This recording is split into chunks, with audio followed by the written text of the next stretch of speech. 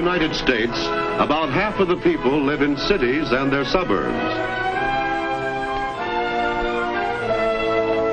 Between these cities has grown a network of transportation arteries to carry men and goods in a steady flow of commerce. Largest of these cities is New York. Here we find a good example of how such transportation arteries also develop within the city itself. This is Manhattan, business center of New York City and heart of the city's life. Millions pour into the area every day to work and shop, to buy and sell, to manufacture clothes, to run banks and brokerage firms, to handle imports and wholesale goods, to load and unload ships. But where do all these people come from, and how do they get here?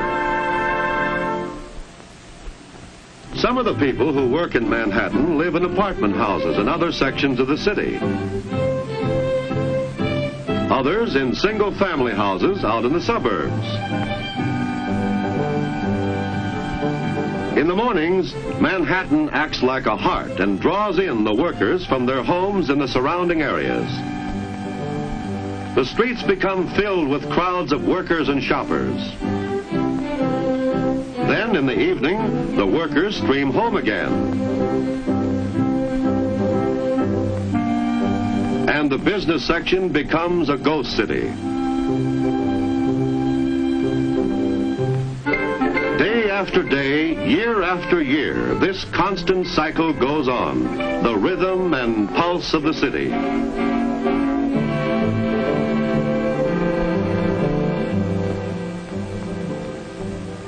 When work is over, New Yorkers, like people everywhere, seek places of recreation. Sometimes they go to Coney Island, or more distant beaches, or Broadway, or just relax at a ball game.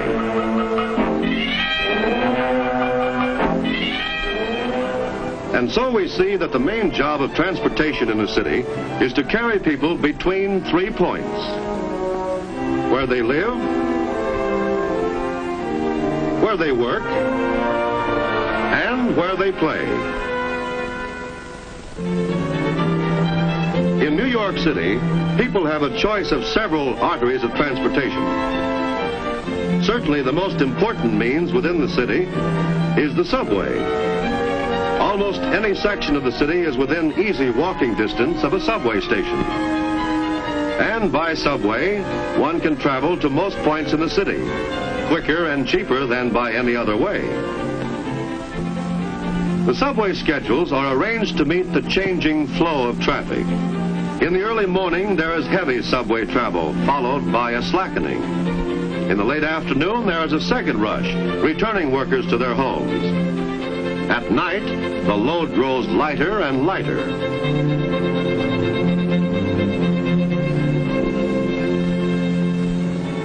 Because the subways serve only the city, suburban trains take their place in providing transportation to and from outlying communities. Since these trains serve a larger area with less people, the fare costs more and there are fewer trains. But once aboard, the commuter can enjoy a leisurely, comfortable trip. About 2 miles from the station, the train goes underground. From the station, the commuters continue on their way by buses, taxis, or on foot. Like the subways, in the mornings, the suburban trains carry heavy loads of workers to the city. This is followed by a slackening.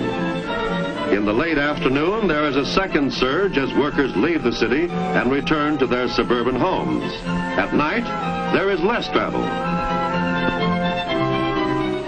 Many commuters who come from New Jersey to New York must leave their trains in New Jersey and continue their trip by ferry boat. Although the ferry is slow, its passengers can get a breath of sea air before they plunge into the bustling city.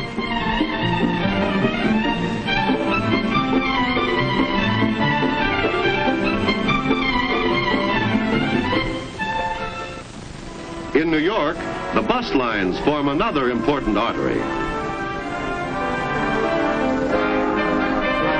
Their routes weave a tightly laced pattern over the face of lower Manhattan, and one can find a convenient bus line almost anywhere in the city. Buses are slower than the subway, but they offer the pleasure of being able to see store windows and the people of the city as they work and play.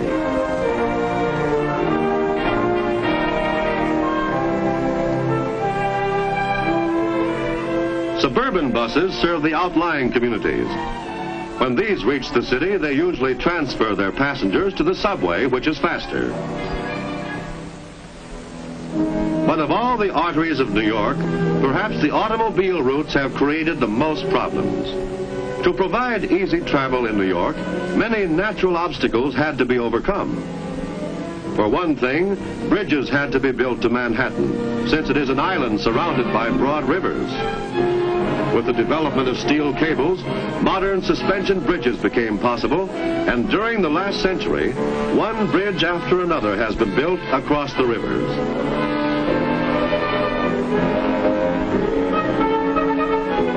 To supplement the bridges over the rivers, tunnels have been built beneath them.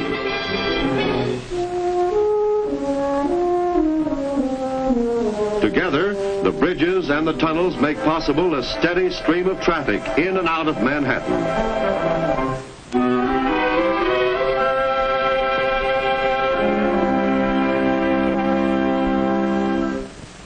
Every large city has a problem of unusually heavy traffic during rush hours.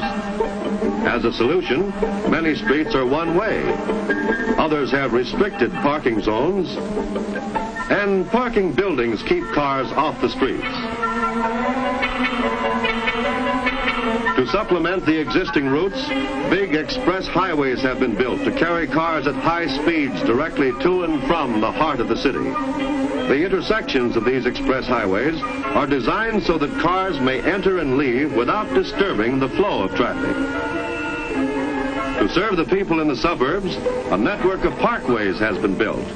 These allow cars to go swiftly from the far suburbs to the very heart of the city without interference of cross traffic.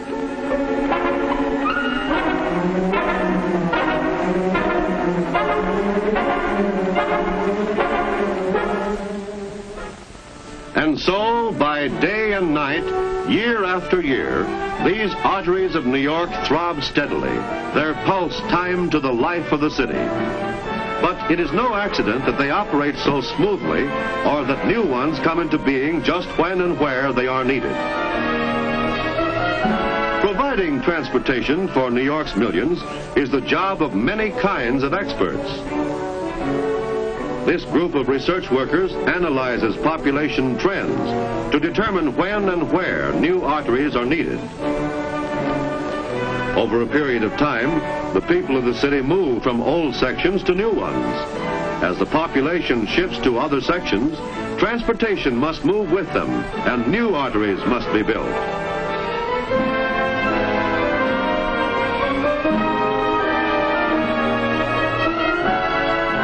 With the development of new sources of power and faster transportation, there will be new problems to solve. But New York, like all progressive cities, is studying and planning today to provide the arteries for tomorrow, through which flow the lifeblood of the city.